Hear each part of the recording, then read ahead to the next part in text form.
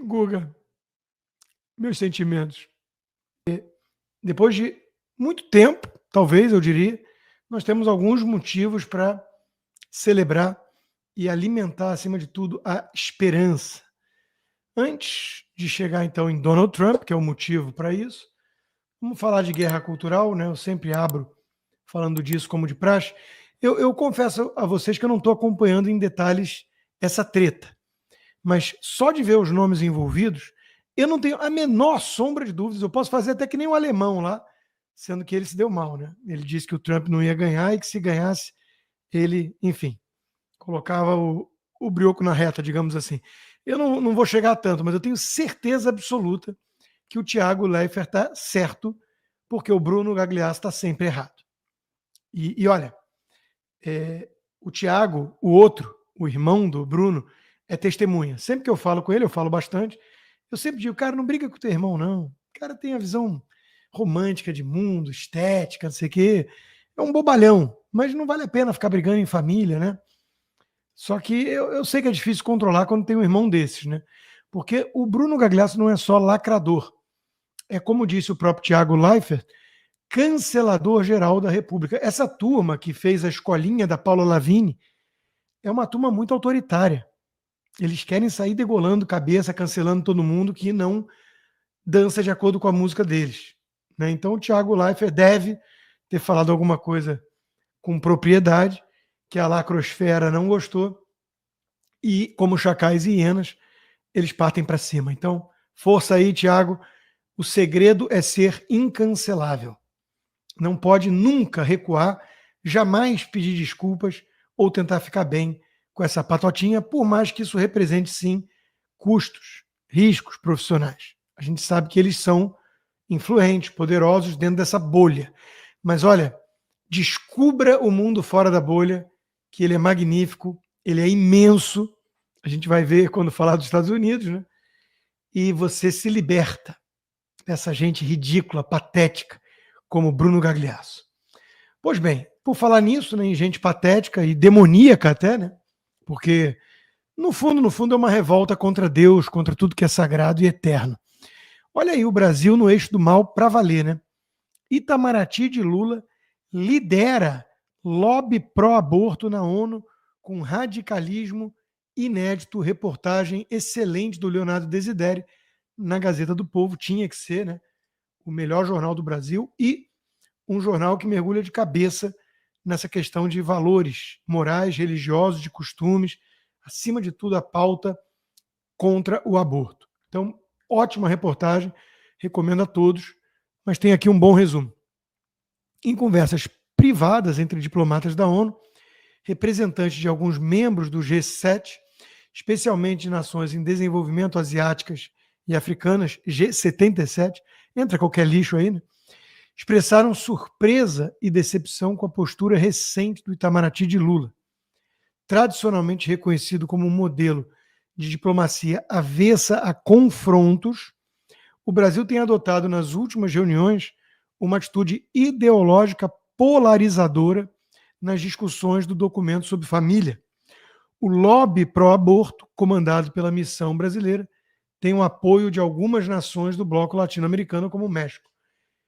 Em síntese, colocaram uma espécie de Bruno Gagliasso para ser o nosso representante do Itamaraty na ONU. É mais ou menos isso. E está assustando, né, a turma, porque é uma pauta totalmente desconectada da realidade do povo, né, e até mesmo de países emergentes. Falar em alguns países africanos sobre pautas fofinhas, wokes, da Vila Madalena e do Leblon, não é algo que combine. Eu sei que a turma do Leblon, do Projaquistão, acha que fala em nome, por exemplo, dos negros da África, mas se eles ao menos conhecessem os países africanos e suas culturas, né?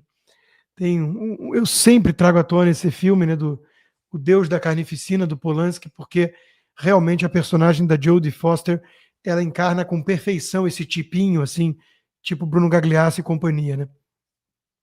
A moça tinha até um livro sobre as crianças africanas e nunca tinha pisado na África, não fazia ideia de como eles resolviam questões como aquela que ela estava ali tentando resolver, achando que tudo se resume a um chá das 5, né? Com muito diálogo e tolerância.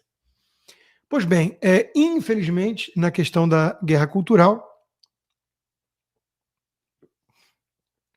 o aspecto da judeofobia segue em alta. Olha, eu vou falar com vocês uma coisa com muita sinceridade. Se eu sou judeu hoje na Europa, mas eu estou considerando assim, com toda certeza, eu estou considerando picar a mula.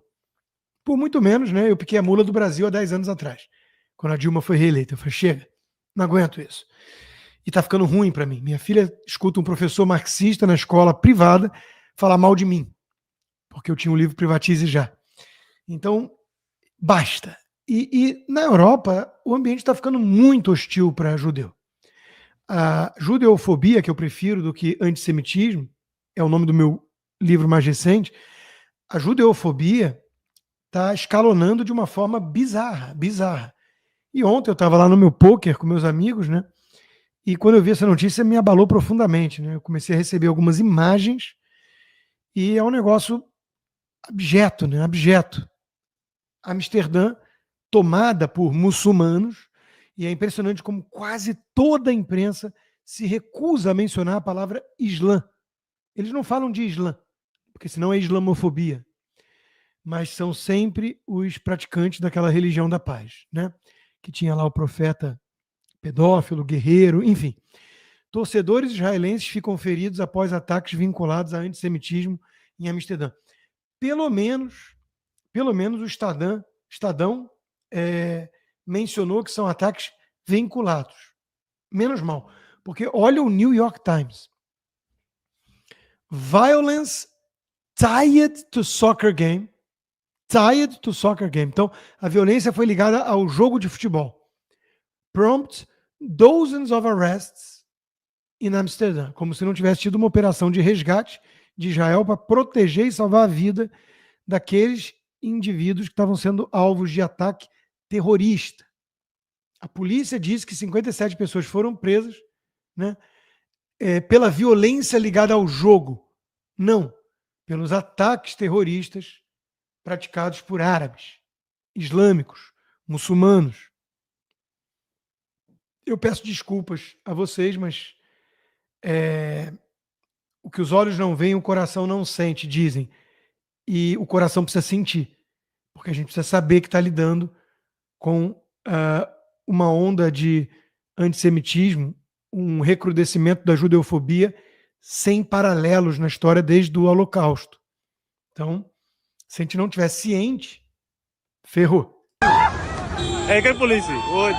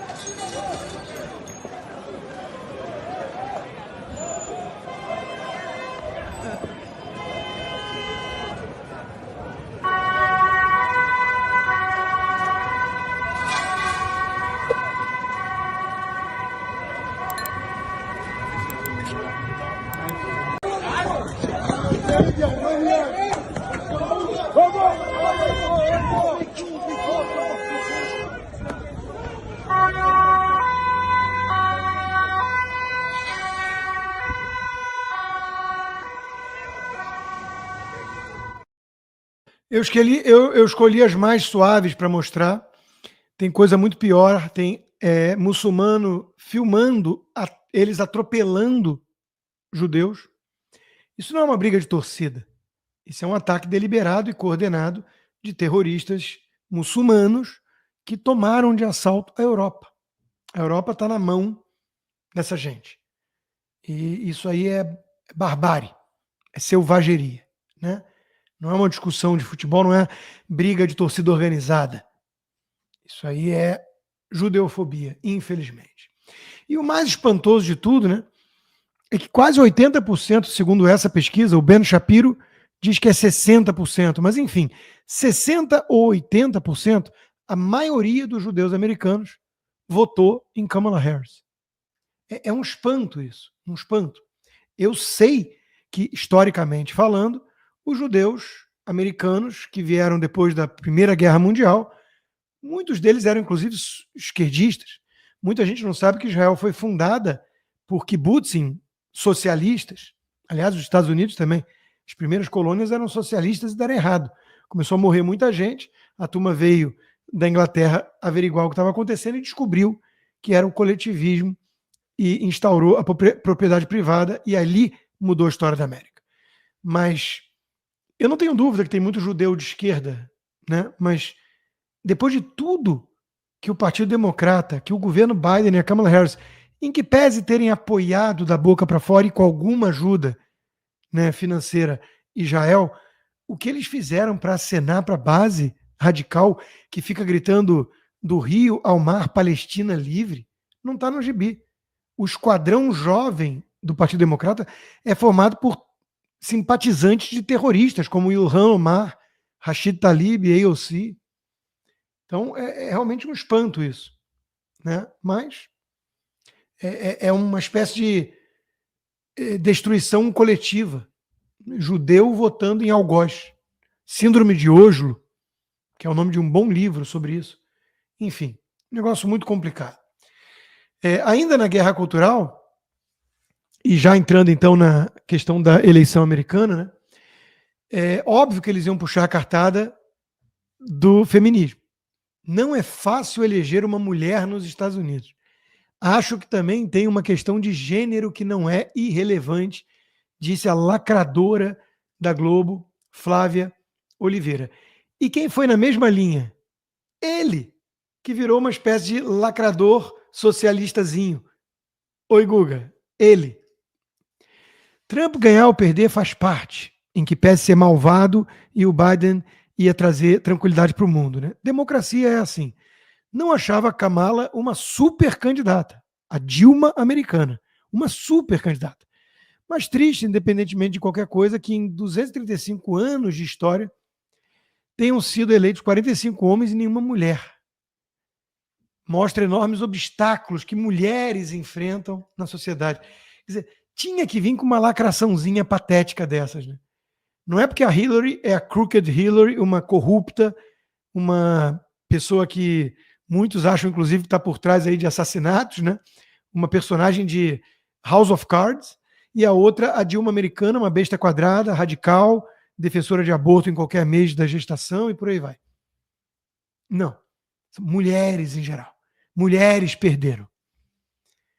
O Guga, óbvio, teve que pedir ajuda para a Folha de São Paulo para fazer fact-check em relação à sua choradeira. O seu chororô virou notícia na Folha. Isso é o quão ridículos são eles, todos da imprensa. Né? Guga Chakra, diz a Folha de São Paulo, não chorou ao vivo com vitória de Trump. Poxa, chorou ou não chorou, Guga? É que circulou muito vídeo, né, dele chorando. Eu mesmo disse, gente, esses vídeos não são novos. É verdade que ele chorou ao vivo, mas não foi agora com a derrota da Kamala Harris. Então, eu sempre sou alguém que busco a verdade. Acima de tudo, honestidade com os fatos. Sim, Guga Chakra é chorão. Sim, ele já chorou por outros motivos ao vivo. Sim, Guga Chakra faz análises infantilóides como o Trump é do mal, o Biden vai trazer tranquilidade para o mundo. E a gente tem todo o direito de tirar sarro dele. Mas esse chororô aqui não foi agora, essa semana. Firme, querido. Fica firme. O negócio vai melhorar. Não pode ser piorar. O Caio, você... Guga, meus sentimentos pelo luto da Kamala Harris, que com certeza você apoiou. Bom, falando nisso, né, vamos separar agora uma análise mais séria aqui por gênero. Olha só o que aconteceu. Mulheres casadas não se sensibilizaram com a campanha da Kamala Harris. Metade votou no Trump, metade na Kamala Harris. Agora, mulheres solteiras, não. Mulheres solteiras, 60% foi com a Kamala Harris e um aumento de mais de 20 pontos. Isso sim configura hoje a grande coalizão democrata. Funcionários públicos, artistas que vivem de feel good sensation, narrativas que fazem eles se sentirem bem, né? Gente doente mental, não resta a menor dúvida, os doentes mentais são todos de esquerda, praticamente, e mulheres solteiras rancorosas, amarguradas, feministas, que acreditaram na libertação sexual e na igualdade de gênero em relação a comportamento. Se o homem pode ser galinha, eu também vou ser, e se eu engravidar, eu tiro, e tá tudo ótimo, e não tá tudo ótimo. Elas estão enchendo o consultório do Jordan Peterson e tantos outros psicólogos clínicos, estão tomando muitos remédios, de tudo que é jeito, Prozac, remédio para dormir, you name it, então à base de remédio, e tem 6 gatos em casa. Normalmente esse é o quadro. Já pintaram o cabelo de roxo, deixaram o sovaco cabeludo, enfim. E são os algoritmos do Facebook e do Instagram, né? São elas os algoritmos. Então a coisa não foi muito boa para esse perfil de mulher. Então sim, ali sim existe um viés pró-democrata hoje, que é o que restou para eles. E 9 em cada 10 pessoas, mulheres acima de tudo, das redações dos jornais, têm esse perfil. Então daí você vê o quão desconectada está a imprensa do povo, né? Basta ver que essa turma odeia mulheres casadas, aliás, odeia o casamento, odeia homem gentil, cavalheiro, provedor, protetor. Esses são terríveis, né? Representam a masculinidade tóxica, cruzes. Então, a lacração foi sim o grande fator de derrota para os democratas, ao contrário do que pensa a Flávia Oliveira do Globo, como vamos ver na análise dela já já. Olha só, a coisa está tão contrária à onda esquerdista, né, woke, que até a Califórnia, gente, a Califórnia é a República Soviética da Califórnia. É a capital nacional da ideologia woke nos Estados Unidos. A Califórnia voltou atrás e tornou aqueles roubos e furtos abaixo de $950 crimes novamente. Eles tinham se transformado em misdemeanor, que o sujeito não tem uma punição na prática. O governador ficou revoltado, tentou mudar, falou, vai ter uma política de encarceramento em massa. Aí 70% do povo olhou e falou assim, mas não é para prender bandido? Eu achei que fosse para prender quem entra numa loja e promove saque. Não? É para ajudar a embalar o produto? É mais ou menos isso que vinha acontecendo na Califórnia. A turma não gostou. Aqui nos Estados Unidos a gente vota, os ballots têm 4 páginas, 5 páginas. Né? A gente vota em várias coisas. Por exemplo, na Flórida, votamos em questão de aborto e maconha. Ambos perderam. O estado da Flórida é um estado consolidado, conservador hoje em dia. O estado da Flórida não quis saber de legalizar maconha e nem aborto. O próprio governador Ron DeSantis fez uma campanha muito propositiva nesse sentido e se orgulhou do resultado. Miami-Dade, que é tipo assim a Vila Madalena da Flórida, né? Miami-Dade, eu estou num condado também bem esquerdinha, que é o Broward, né? Mas Miami-Dade deu 65% de voto para Hillary Clinton, 55% para Joe Biden e 45% para Kamala Harris. A virada republicana é total. É um estado conservador hoje. Então, a onda que a gente está vendo nos Estados Unidos é uma onda conservadora. Até em New Jersey, terra do Bon Jovi, que é um lacrador de marca maior, em que pese e marcas da juventude ficam, né? Eu sempre fui fãzaço do Bon Jovi. Eu conheço Bon Jovi antes de os brasileiros, na média, ouvirem falar dele. Tanto que no Brasil todo mundo fala Bon Jovi. E nem tá errado, porque ele é descendente de italiano como eu, né?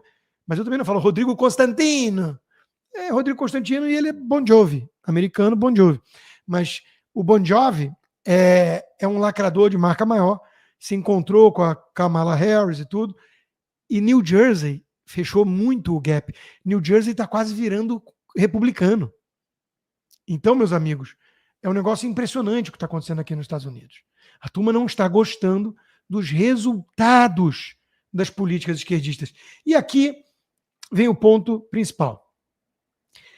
O governo Trump fez uma campanha inteligente, estratégica e moderada de falar sobre questões do dia a dia. criminalidade em alta, fronteira escancarada, com imigrante ilegal entrando, inflação corroendo o poder de compra da moeda. Você está melhor hoje com Biden-Harris ou estava melhor com o meu governo? E a confusão geopolítica que o Guga Chakra, oi Guga, prometeu que o mundo ia ficar com muita tranquilidade com Biden e foi o contrário. Então o Trump explorou isso. E a campanha da Kamala Harris repetiu que o Trump é malvado, mais ou menos contratou um marqueteiro tipo o Guga Chakra. Aí deu nisso, né? O Trump é malvado, nazista, feio, desrespeitoso com as mulheres e quer banir aborto no país inteiro, que é mentira.